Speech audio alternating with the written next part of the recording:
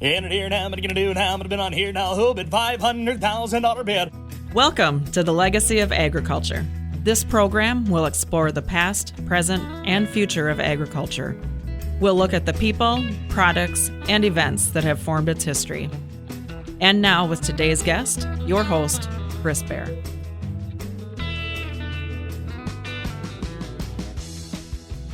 Good morning, everybody. This is Chris Bair, your host of the Legacy of Agriculture. We appreciate you joining us on this busy Saturday morning. Lots going on. We're right in the middle of spring planting and all of the spring work. And I was able to get a guest and a good friend of mine, Lee Richarz from Richarz Repair in Larchwood, Iowa, to come in and join me in studio for this recording. Lee, thanks for joining me. Yep, you bet. How in the world did you get away from that shop this time of year? Well, it's busy, but I got to go out and see some customers, so the way I did. You were clear down in Nebraska seeing customers late yesterday evening, were you? Delivering parts for a big customer down there in northern Nebraska, and so. Of course, when you drive a GMC pickup, you can't get very far away from home, can you? Yeah. The dependability or what? Yep. If you're driving a Ford, you could probably go to Kansas and back, right? Yep. That's right. Well, Lee and I have been good friends for the last about 10 years now, I would say. 10 years. Yep. 10 years. We were kind of neighbors there for quite a few years, and to tell a little bit about Richarz Repair, Richarz Repair has a massive diesel repair shop in northwest Iowa, just on the west side of Larchwood, Iowa, and does repairs on all kinds of construction equipment, trucks, trailers, serving that northwest Iowa community and eastern South Dakota. Lee, you grew up on a farm. Yes. And you grew up on a farm, and you eventually wound up owning one of, I would say, probably the largest diesel repair shop in the region, wouldn't you say? Yeah. Pretty close? Pretty close. So tell me about your upbringing. Tell me about being raised on a farm in northwest Iowa. And to give our listeners just a little bit of information, Lyon County, which is the uppermost northwest corner of Iowa, and Sioux County, which is directly to the south, has the two counties that have the largest animal population in the state of Iowa. And so you were raised on one of those farms. Yes, I was. What was that like? Oh, it was a lot of work. It was a lot of work. My mom and dad lived on the farm with a family farm, and I had 5 older sisters and myself. I was the youngest. My dad milked cows for years.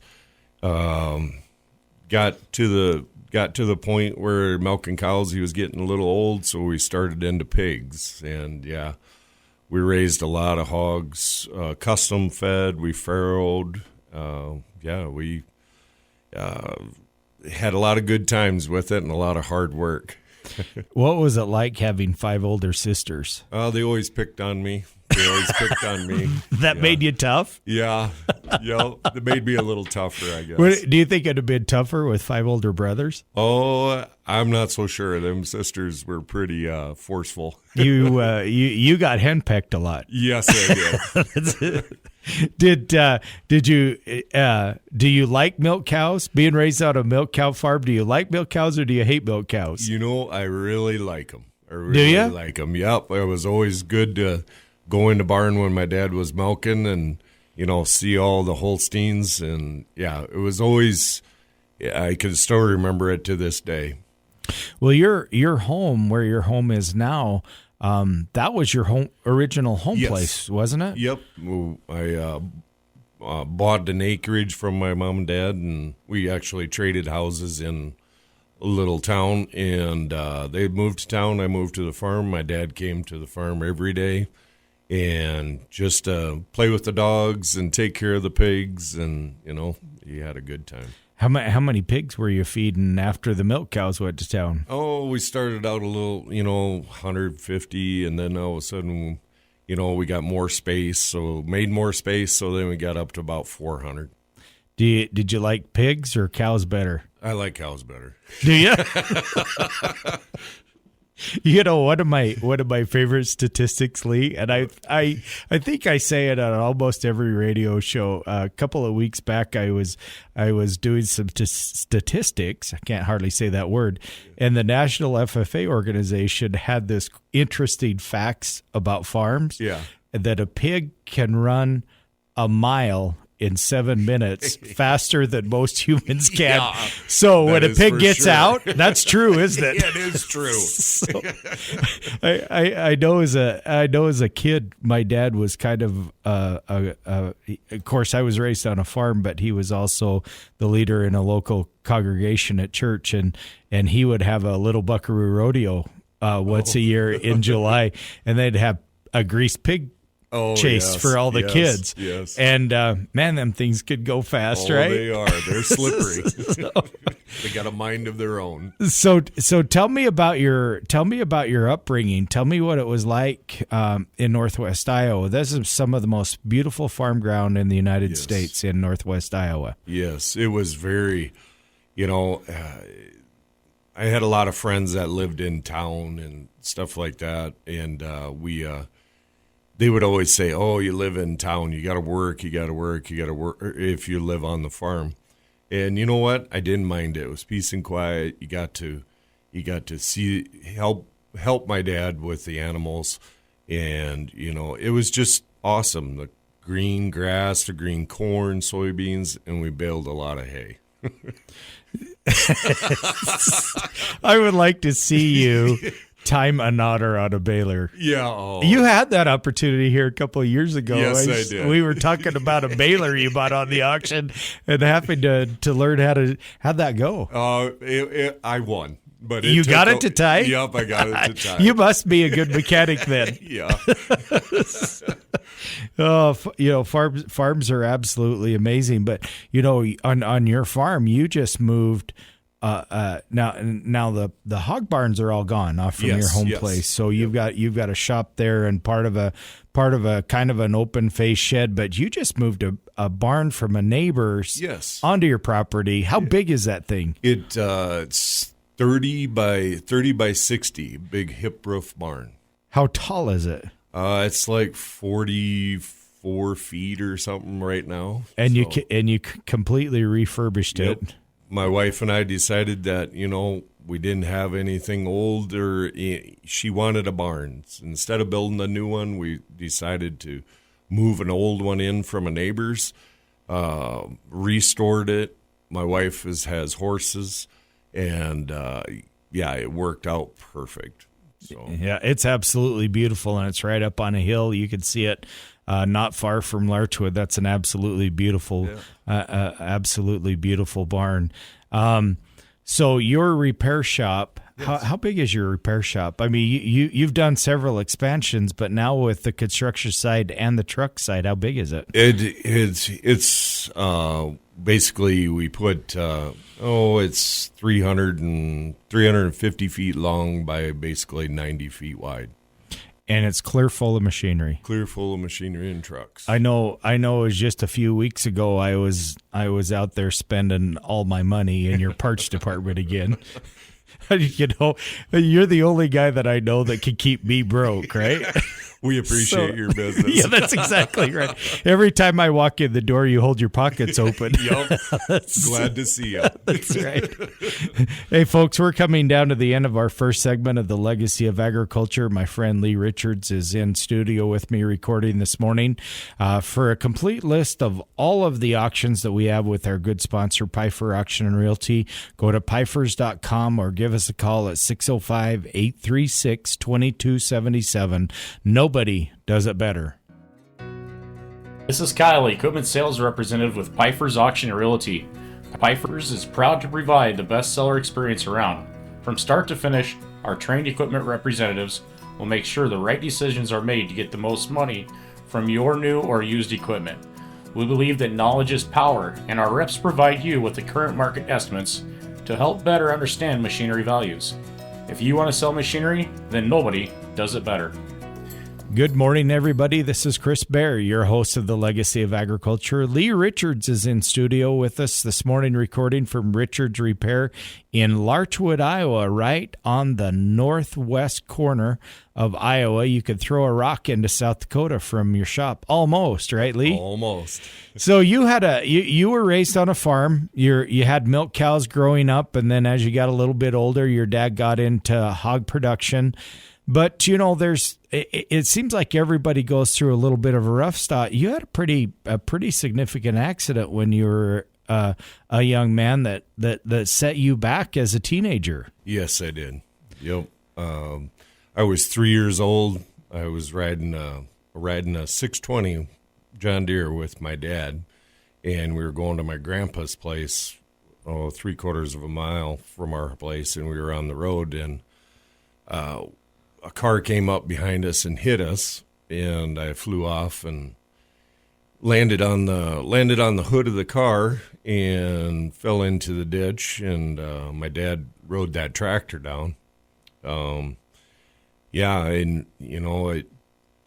neighbors all came, and I was laid up for quite a while. I broke my femur bone. Back in those days, that was.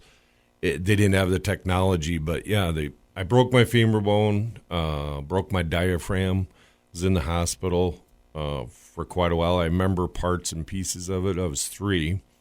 And then, it was kind of a struggle growing up because I was a kid, never wanted to do my exercises or anything, And they made fun of you. And they made fun of me, had to do the exercises to rehabilitate my leg. But I survived through it, and my dad turned out he was good. It kind of affected me all the way through high school and, grade school, high school. And I just learned to adapt to it. That's why I couldn't play sports a lot. So what I did was I took to helping Dad on the farm, and then I got into cars. And I love cars. And as a teenager? Yeah, as a teenager. Yep. What were you doing with cars as a teenager other than driving too fast? And a lot of modifications. Love drag racing. Just love it. Did the cops know you pretty well in Lyon County? They got to know me. They got to know you? Could they catch you? Yeah. Well, they did a couple times. There's an old saying, you might be able to outrun a cop, but you're not going to outrun a radio, right? Did you learn that lesson? I learned that lesson. Yep. It's interesting if you outrun them that a couple hours later when you come home, how is it that they beat you home? Yeah, I know. You know that? Then you got to explain to Mom and Dad. How did that go for you? Not too well. Well, it's a lot of fun. So you got into cars and you were tinkering with cars because of the accident that you had, and that led you into a life career. It did. So what happened after high school? I went to Southeast Votech in Sioux Falls, South Dakota for the diesel program.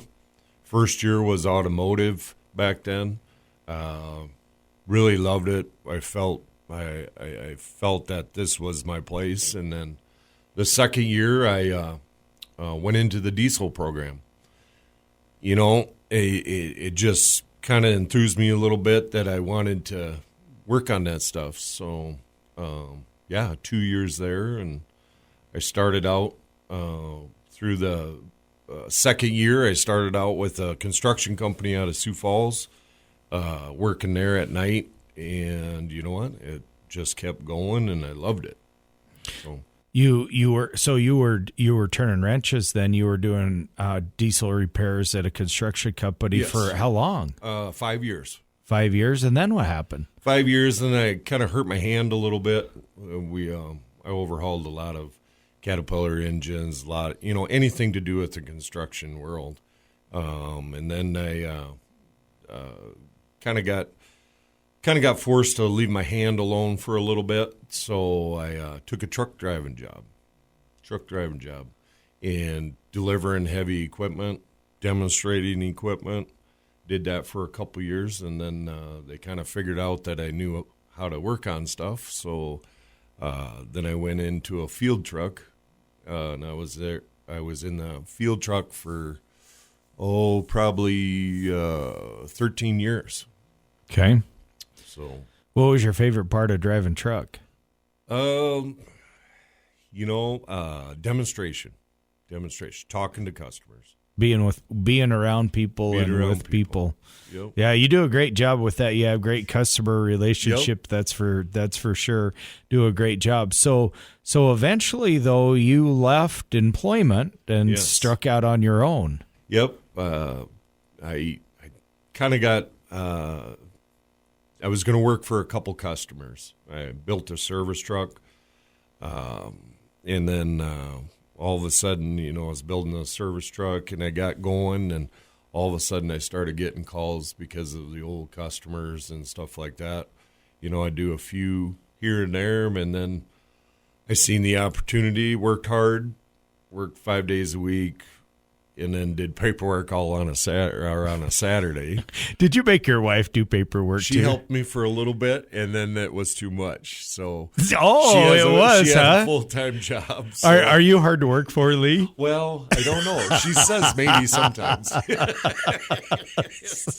If I were to call her on the telephone, that's what I ought to do. I'll get your wife in here, and then we'll talk about you, and we'll get the real story. She's right? busy right now. She's busy. Her phone got disconnected. Yep. So your wife would help you do the paperwork on the end. So what was your favorite type of work? Was it transmissions? Was it diesel engines? What was it? Everything from electrical work, hydraulic work, engine work. I loved it all, and I love it all to this day. So what's your favorite engine to work on? Diesel engine to work on? Volvo Deutz. Really? Why? Yeah. Because I know those things in and out, and it's just I can fix those things very easy. But I've worked on every engine out there. It's interesting, and I'm gonna air some dirty laundry here because you and I have been friends for a long time, and we've done a lot of business together, and I've sold some stuff for you, and vice versa. And you can walk around an engine or a loader and pick up stuff, and I go, yeah, well, I didn't know that. And then you always say, well, you're not very smart, are you? Yeah. And I'd say, yeah, not really. I never argue with you about it. And then you hold your pocket open. Yeah, that's right. That's the best part. Oh, that's a lot of fun. So how many employees do you have? Can I ask that question? We have 37 employees right now. You have 37 employees in one of the largest diesel repair shops in the region. And my understanding is and I hear stuff out on the street is that even a lot of dealers will come to you asking for advice on how to fix their own equipment. Yes, we work back and forth. Like if a dealership will get an odd brand in, they'll call us and ask us questions. We work back and forth together. There's that's good communication. We buy parts from each other. You got to have a good working relationship. So if somebody had particularly a Volvo brand, but Yes. but mostly you work on construction equipment and trucks, particularly Volvo. Yes. If somebody wanted to get a hold of you to do some repairs, what's your office number and where would they find you? Our office number is 712-477-2700. You can call anytime. That's linked to my cell phone. Leave a message, and I'll call you back any way I can help you out. Well, folks, we're coming down to the end of our second segment of the Legacy of Agriculture. My friend Lee Richarz from Richarz Repair is in studio with us, and we're going to be back in a few minutes. Want to give a shout out to our sponsor of the Legacy of Agriculture, Pfeiffer Auction and Realty, for a complete listing of all of the auctions that we've got, both land and equipment auctions coming in the spring of 2024. You want to go to Pfeifers.com. That's Pifers.com, or give us a call at 605-836-2277. Nobody does it better. Hey, this is Jasmine with Pfeiffer's Auction and Realty. Did you know that Pfeiffer's has a construction consignment auction? That's right. We are currently accepting consignments to be sold on May 29th, starting at 9 a.m. If you have items that you would like to sell, call 605-836-2277 today. When it comes to auctions, go to Pfeiffer's. Nobody does it better. Good morning, folks. We're back in the third segment of the Legacy of Agriculture. We're recording in studio with Lee Richarz from Richarz Repair in Larchwood, Iowa. Lee, thank you for taking time out of your busy schedule. You know, one of the things, Lee, that is vitally important to anybody who's buying any type of piece of equipment, whether it's a piece of farm equipment, whether it's a truck, whether it's a piece of construction equipment, is the service that goes along with that piece of equipment. And in this day and age, especially post-COVID, it's extremely hard to find good mechanics. It's extremely hard to find companies that have the right type of technology, and then the right type of technology to help out, especially in this world of technology. You guys, you have your hands full with that. I know that you've got 4 service trucks on the road. Yes, we have 4 service trucks that go out, a 400-mile radius of Larchwood. I know that I've seen and heard of your trucks clear out as far west as Rapid City and as far south as Omaha and down by Woodbine, Iowa, and clear down in that part of the world, and as far southeast as Des Moines. Sometimes you get pretty close to Des Moines. So when it comes to the service aspect of it, Lee, of course you don't sell. You're just a 100% service oriented a company, and so you earn your livelihood and your business success is based on 100% service. Why is that so important to your clientele, your customers? There's a need for it because I deal with 90% on the heavy equipment side is 90% farm. For feedlots, small feedlots, small dairies, large dairies, and they depend on those machines. I get a lot of calls. Like I said, my number at the shop is always connected to my cell phone, and they depend on somebody to help them in a bad situation. So they'll give me a call. I'll do whatever I can if I have to on the weekends. It seems like everything breaks down on the weekends, Yeah, nothing breaks down on a Monday. Yeah, nothing breaks down on a Monday. So, on the weekends, I'll take the call. My guys, they put enough hours in their, they're tired and they're home being with their family. I'll jump in a service truck and I'll go do whatever I can do for these people to help get them up, to get them by, to get through this incident. So, I'll air a little more of your dirty laundry on the air, but I would say it was about 2 years ago. I had a loader that we were using in the auction business, and I needed to run that loader about 10 miles away to one of my customers' places to load some machinery to come into our yard just south of Sioux Falls at our Pfeiffer facility, and I got about 3 miles down the road, and the loader overheated. It was a loader that I had just bought, and it overheated and was blowing transmission oil of all things out of the filler dipstick in the middle of the road. And it was quite a deal because I was stuck there, gave you a call, and not only did you send me a technician, but you knew what the problem was and said, I'm just sending a truck. Yep. Leave it alone. Don't touch it. Don't touch it. Don't touch it. We'll take care of it for you. Don't think you know better than I do, right? Type deal. Just direct traffic. That's it. Yeah, that's right. Don't let anybody run into the loader.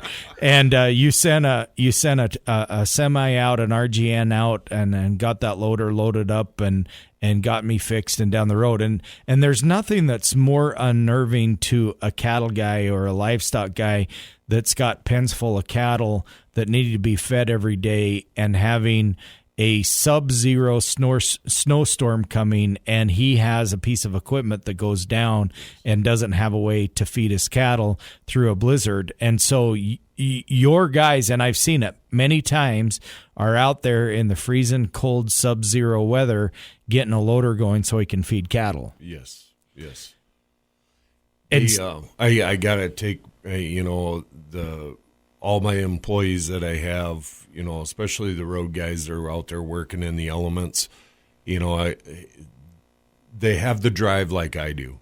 They have the drive. We got to get them fixed. We got to get them up because they're depending on us. So we do whatever we have to do. I know that there's been times I've called you on the telephone. Where's Big Man at? I don't know. He's somewhere out by Winter. Have you talked to? No, I haven't talked to him. Do you think he's not okay? Well, he might be okay, but we just don't know. Yeah. So sometimes your service guys and your service truck disappears for a day or two. Yep. And then when they come back into cell service, then they're mad at you because you didn't answer your cell phone and they didn't get the parts that they needed.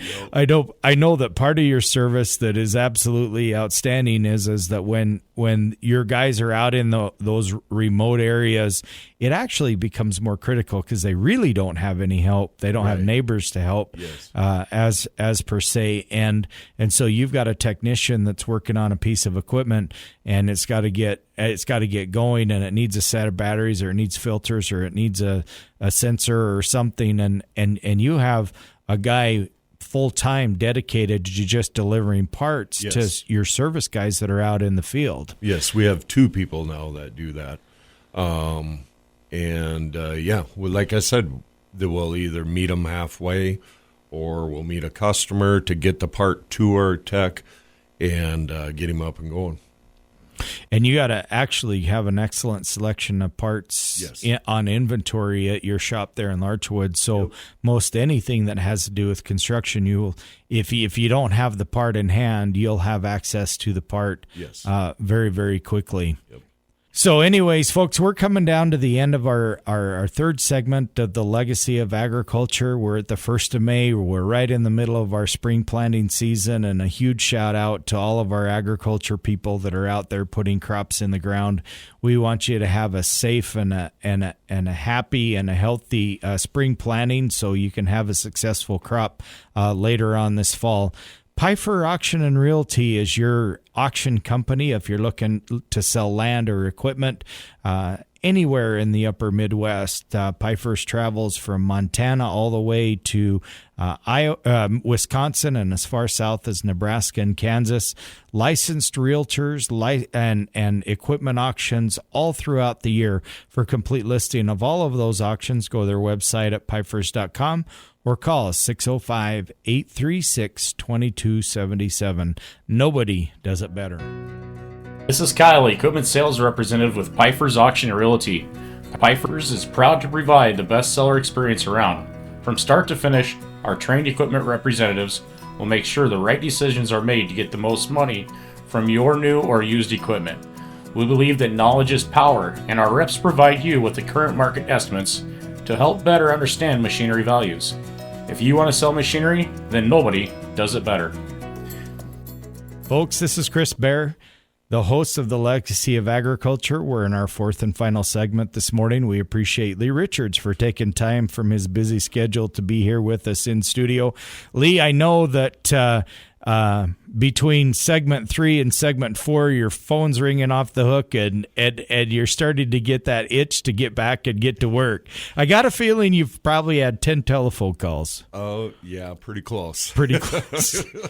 Well, just forward those to Big Man. He'll take care of it, right? Big Man will take care of it for me. Big Man's your lead mechanic at Richarz Repair and does a great job. Yeah, he's one of my he's one of the two road guys that, like I said, have the passion like I do. Yeah, great people, great individuals, great mechanics, great people. So one of the questions that I always like to ask my guests in their field and in their career is that if I'm a young man in FFA, or I'm a young man or woman that's going through automotive in high school, and I want to have a career in and have a vocation in the world of in the alley term is turning wrenches, whether it's on cars or whether it's a diesel mechanic or working for a local dealership or an independent shop. What do you recommend to those young people that want to be in your line of career? There's a whole different kind of opportunities for that. The best thing I could tell a 15-year-old kid is to come look at a shop. If it isn't our shop, look at somebody else's shop and see what somebody does every day. What part every person has in a shop. If you're going to be greasy, you're gonna be thinking all the time. It's going to be hard work, but there's a payout for that because of the accomplishment you can basically accomplish. There's trade schools. I would suggest before going to a trade school is go to a shop, see what they do, see if it's something you can see yourself doing in 10 years. Plus, there's all kinds of different opportunities to be in a repair shop business. Parts end of it, the mechanic, truck, in our truck program, to be, how do I say it, to be young and to have this opportunity is great. It's a great opportunity. We always have the local schools. They come in. We show people what we do. And you know what? We've gotten probably 4 or 5 kids out of there. And we sponsor kids. They have to work for us a little bit, see what they're like. And then we sponsor them. We'll send them to school for 2 years, pay for their schooling. And then, or there's some kids that they just want us to train them. Right. And then they're making money while they're learning. That's an interesting concept, and I've never heard of that. A young man comes to you, say, out of high school, wants to be a mechanic, which is a very, very rewarding career, a very, very honorable career, extremely service-oriented career, and doesn't want to go to school, but you'll teach them on the job. So how does that work? How do you start somebody like that? Well, they're a shadow. And we get them, they'll be kind of helping, cleaning parts, kind of, watching every move that the mechanic makes. And, then all of a sudden we just start giving them a little more and a little more. And then, then they'll take it and run with it and do a good job, ask a lot of questions. That's what we're there for. Every shop is different how they do things, and we've done that for a couple of young gentlemen, and they've turned out awesome. How many young people have it, and it's always about managing people's expectations, right? Yes. And so when you bring on a young man, sometimes you got to show them the dirty jobs first, yes, and how bad it can be, yes, and then they begin to understand how good it can be once they've swept the floors and changed the oil and greased those drive lines in those hard to reach places. You got oil running down your arms into your armpits, right? Yep. And so they sometimes you have to do, but and it's no different than on a farm. Yes. Sometimes you got to learn how to shovel stalls before you can own the horses, right? That's exactly right. And so it's kind of one thing that's really interesting that I want to talk to my listeners just a little bit about. In your repair shop or in your diesel shop, you're one of the only remaining diesel shops where you'll actually tear an engine down. Yes. Or a transmission or a differential down and completely rebuild it from the ground up. So many times in shops now, particularly with franchise dealerships, if there's an engine problem, we're going to take the old engine out, we're going to drop a new engine in, the old engine goes away. Yes. But in your shop, you'll actually tear them down. What is the purpose behind that? The purpose is that we do everything. We do everything in-house at our shop.